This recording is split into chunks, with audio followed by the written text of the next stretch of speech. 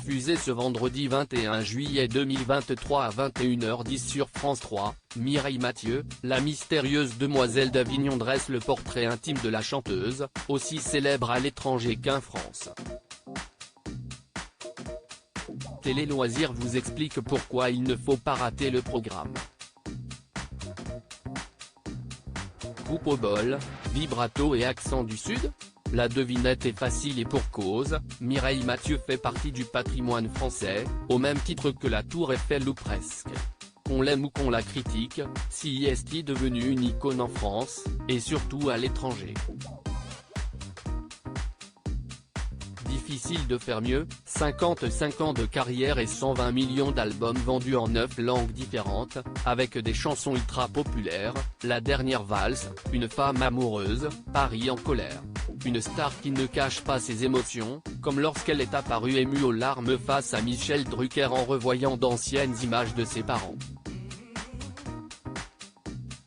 Ou quand elle a avoué ne pas dormir de la nuit avant de rencontrer la reine Elisabeth II.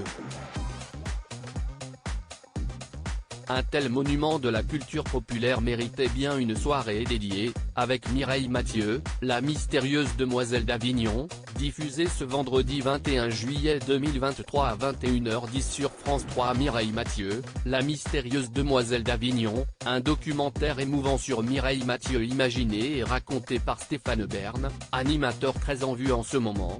Le film suit la carrière de la chanteuse depuis ses premiers pas sur scène lors d'un concours au début des années 1960, qu'elle perd face à Michel Thor, sa soi-disant rivale. Aînée d'une famille modeste qui compte 14 enfants, élevée dans une HLM des environs d'Avignon, Mireille est découverte par le producteur Johnny Stark, celui de Johnny et Sylvie, qui, tel un Pygmalion, façonne son personnage de jeune chanteuse à la voix d'or.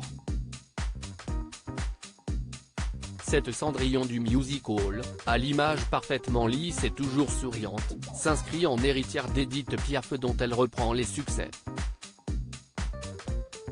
Mais de sa prestigieuse aînée, elle n'a pas les fêlures, ni la rudesse. Jalousement préservée du monde par Stark, la chanteuse travaille non-stop, voyage sans cesse et vit chaperonnée. Par sa tante d'abord, qui s'installe avec elle à Paris, et ensuite par sa sœur Monique. Quid de sa vie amoureuse et sentimentale ?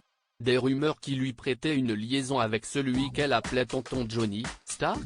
Le documentaire ne les évoque même pas, préférant nous montrer des amours aux allures de mise en scène, comme un improbable baiser échangé avec Patrick Duffy, l'une des stars de la série culte Dallas, au détour d'un duo télévisé.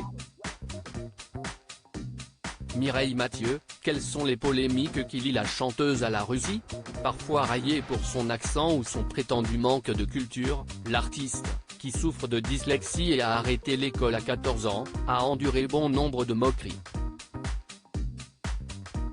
Les scènes sont éloquentes, on la traite comme une candide idiote à la télé américaine, Jacques Dutronc limite en braillant sur scène. Et pourtant elle connaît une popularité phénoménale en France et à l'étranger. Elle est même liée de façon étonnante avec Diego Maradona. Le documentaire ne tait pas les sujets qui fâchent, comme sa relation privilégiée avec la Russie, les récitals devant Kadhafi et Poutine au Kremlin ou la prise de parole sur les poussiriotes. Une interview tronquée, dira-t-elle. Mais sans véritable aspérité, cet hommage n'apprendra rien de bien nouveau aux fans de notre Mireille nationale.